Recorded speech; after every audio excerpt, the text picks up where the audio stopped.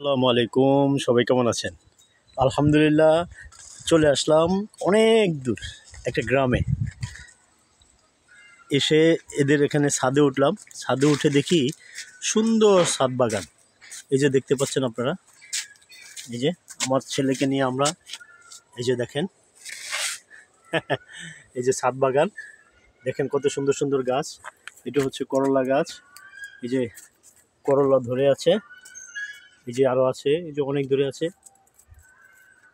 এই যে দেখেন কত সুন্দর।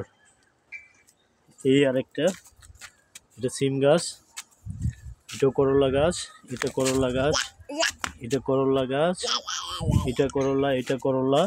আবার দেখেন এখানে মরিচ গাছ, এটা বোম্বে মরিচ, এটা সিম গাছ। এই যে নতুন নতুন আরো অনেক টপস লাগানো হইতেছে। তারপরে এই একটা কি গাছ, কি গাছ এটা আপনারা কি জানবেন? এটা কি গাছ?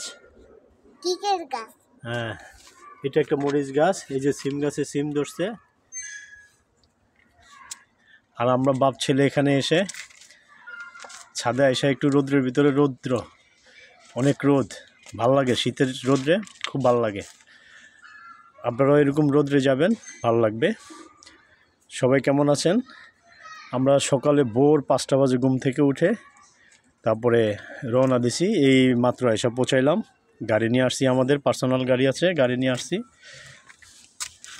আবার চলে যাব আজকেই ইনশাআল্লাহ। দোয়া করবেন সবাই। এই যে আমার ছেলে এখানে এসে সে হতাশ, মানে গ্রামে কোথায় আসছে সে ফাড়াফাড়ি করতেছে, কই যাবে। বন্দি জীবন থেকে সে একটু বাঁচতে চায়, এই জন্য সে আমার রেখা রেখা চলে যায়। এই যে যে যে এখানে এখানে আরেকটা দেখে যাবো, এই যে এই যে।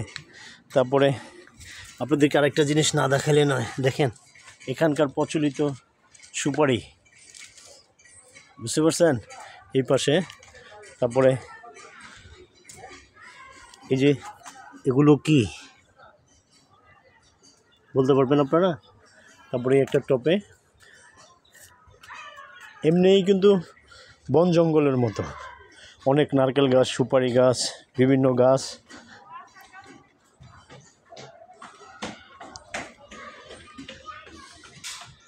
ভালো লাগে আসলে, গ্রামে এরকম পরিবেশটা খুব ভালো লাগে। তারপরে একটা ছাদের উপরে একটা কত সুন্দর গাছ দেখেন।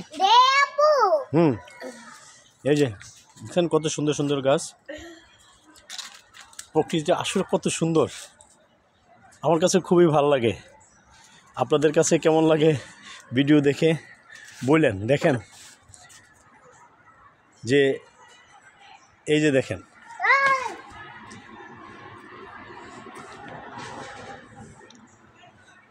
ঠিক আছে, ওকে, আল্লাহ হাফেজ।